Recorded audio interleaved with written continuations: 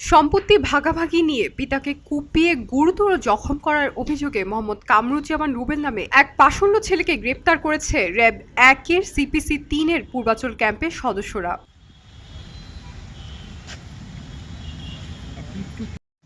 ২৯ June বিকেলে নারায়ণগঞ্জের রূপগঞ্জ উপজেলার দাউদপুর ইউনিয়নের দেবই বাজার এলাকা থেকে অভিযান পরিচালনা করে তাকে গ্রেফতার করা হয়। ওয়ালটন আবারও মিলিনিয়ার অফারে ওয়ালটন ফ্রিজ কিনে আপনিও হয়ে যেতে পারেন মিলিয়নিয়ার। মিলিনিয়ার ছড়াছড়ি দেশ জুড়ে, এটা শুধু ওয়ালটেনই পারে।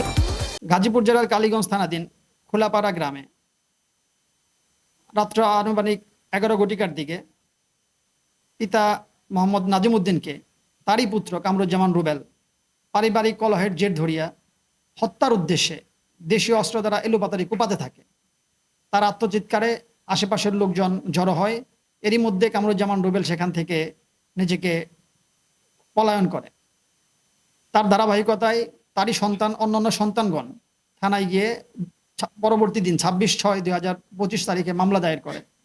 আর এর ধারাবাহিকতায় র্যাব এর কার্যক্রম শুরু করে এবং পরিশেষে অদ্য 29/6/2025 তারিখে রূপগঞ্জ থানাধীন দাউদপুর ইউনিয়নের দেবই বাজার থেকে আমরা আসামি কামরুজ্জামান রুবেলকে গ্রেপ্তার করতে সক্ষম হই।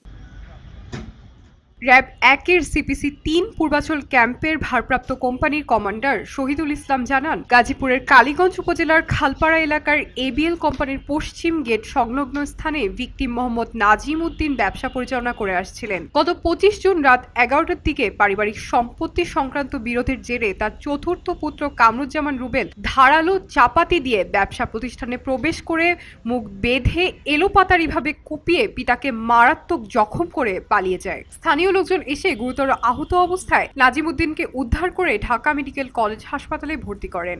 বর্তমানে তিনি হাসপাতালের আইসিইউতে চিকিৎসাধীন রয়েছেন।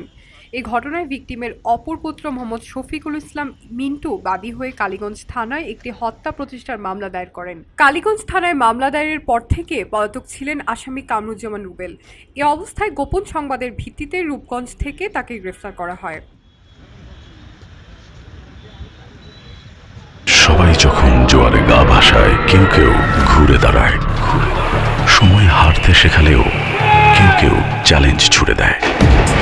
পক্ষপাতের ভিড়ে আজ থেকে কোনো পক্ষ নয়, খবর হবে নিরপেক্ষ। বানোয়ার তথ্যবাদ, খবর হবে নিখাদ। ভেঙে গুজবের শিখ, খবর হবে নির্ভীক। খবরের কাগজ, নিখাদ, নির্ভীক, নিরপেক্ষ।